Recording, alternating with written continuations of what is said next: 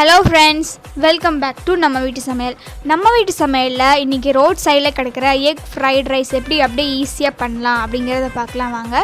அதுக்கு முன்னாடி நம்ம சேனலை சப்ஸ்கிரைப் பண்ணாதவங்க சப்ஸ்கிரைப் பண்ணிக்கோங்க. ரொம்ப கம்மியான இன்க்ரீடியன்ட் வச்சு பார்க்க போகலாம் வாங்க. அதுக்கு என்னென்ன தேவையான பொருட்கள் வேணும் அப்படிங்கிறத பார்த்துக்கோங்க. இப்போ நீங்கள் ரோட் சைடில் எக் ஃப்ரைட் ரைஸ் வாங்குகிற டேஸ்ட் அதே ரிச்சான டேஸ்ட் நம்ம வீட்டில் நம்ம செய்யலாம். அதுவும் ரொம்ப ஃப்ளேவராக உங்களுக்கு கிடைக்க போது வாங்க பார்க்க போகலாம்.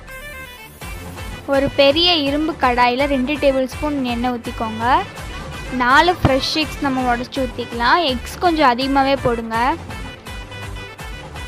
ஏன்னா எக் ஃப்ரைட் ரைஸில் எக்ஸ் அதிகமாக இருந்தால் தான் ஃப்ளேவர் நல்லாயிருக்கும். இல்லை அங்கங்கே வெள்ளையாக இருந்தால் நல்லா இருக்காது. எக்கோட ஃப்ளேவர் அதிகமாக வேணும்னா நீங்கள் இன்னும் கூட முட்டை ஆட் பண்ணிக்கலாம். பாருங்கள், நல்லா அப்படி வதக்கி விட்டுருங்க. எண்ணெய் ஊற்றுனதும் எல்லா முட்டையும் நல்லா வதங்குற மாதிரி நல்லா கிண்டி விட்டுருங்க. பாருங்கள் எப்படி கலர் மாறுதுன்னு. இந்த மாதிரி நல்லா வதக்கிக்கோங்க. ஒரு 2 மினிட்ஸ் நல்லா கைவிடாமல் கிளறிக்கோங்க, அப்போ தான் அடி பிடிக்காமலும் இருக்கும்.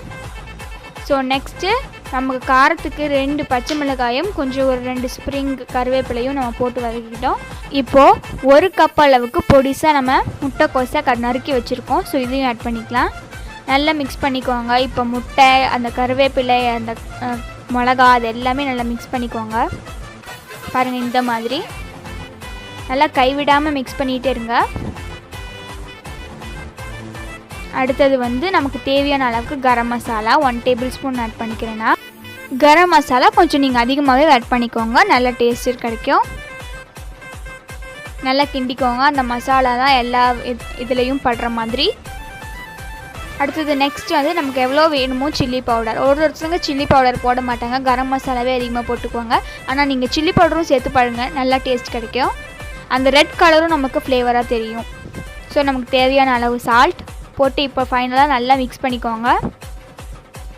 அடுத்தது நமக்கு தேவையான அளவுக்கு கேரட். நான் 2 கேரட்டை துருவி வச்சுருக்கேன். உங்கள்கிட்ட உங்களுக்கு கேரட் பிடிக்கலனாலும் நீங்கள் ஸ்கிப் பண்ணிக்கலாம்.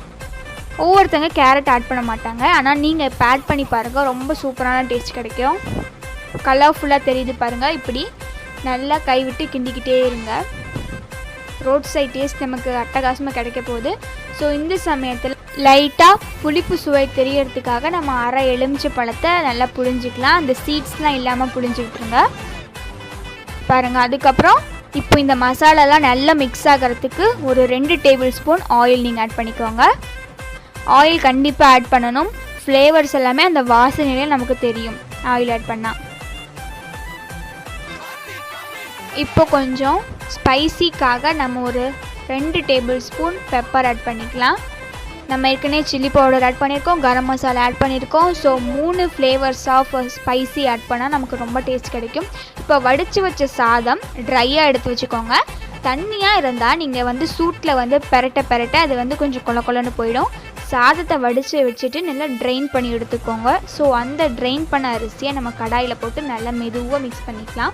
நிறைய மிக்ஸ் பண்ணால் என்ன ஆகிடும்னா, நிறைய பேர் செய்கிற தப்பு இதுதான், நிறைய கொஜன்னு மிக்ஸ் பண்ணி விட்டுறதுனால அங்கங்கே அரிசி உடையிறதுக்கான சான்சஸ் இருக்குது. உதிரியாகவும் கிடைக்காது.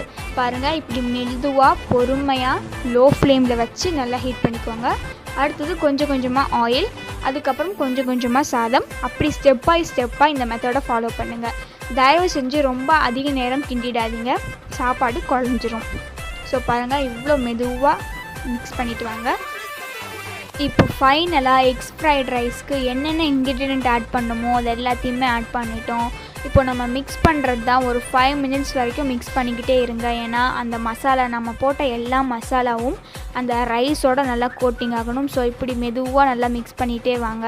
இதை கண்டிப்பாக நீங்கள் வீட்டில் ட்ரை பண்ணி பார்த்துட்டு எப்படி இருக்குது அப்படிங்கிறத சொல்லுங்கள். ரொம்ப யம்மியாக ஸ்பைஸியாக ஒரு டேஸ்ட் கிடைக்கும். நம்ம ரெஸ்டாரண்ட்டில் எந்தேதோ ஆட் பண்ணுறாங்க, ஸோ அதெல்லாம் இல்லாமல் நான் நேச்சுரலாக ரெடி பண்ணியிருக்கோம். பாருங்கள் எப்படி கலர் மாறிடுச்சுன்னு. அவ்வளோதான் ஃப்ரெண்ட்ஸ், நம்ம எக் ஃப்ரைட் ரைஸ் ரெடி ஆகிடுச்சு. நம்ம ரோட் சைடில் எப்படி வாங்குவோமோ அதோட ஒரு ரிச்சான ஃப்ளேவரில் உங்களுக்கு கிடைக்கும். கண்டிப்பாக வீட்டில் ட்ரை பண்ணி பாருங்கள். இன்னும் இன்ட்ரெஸ்டிங்கான வீடியோஸ் நம்ம வீட்டு சமையலை காத்துக்கிட்டு இருக்கு. அதெல்லாம் பார்க்குறதுக்கு நம்ம சேனலை சப்ஸ்கிரைப் பண்ணிக்கோங்க. அடுத்த இன்ட்ரெஸ்டிங்கான வீடியோவில் நான் உங்களை சந்திக்கிறேன். அது வரைக்கும் டாட்டா பாய் ஃப்ரம் நம்ம வீட்டு சமையல். பாய், see you.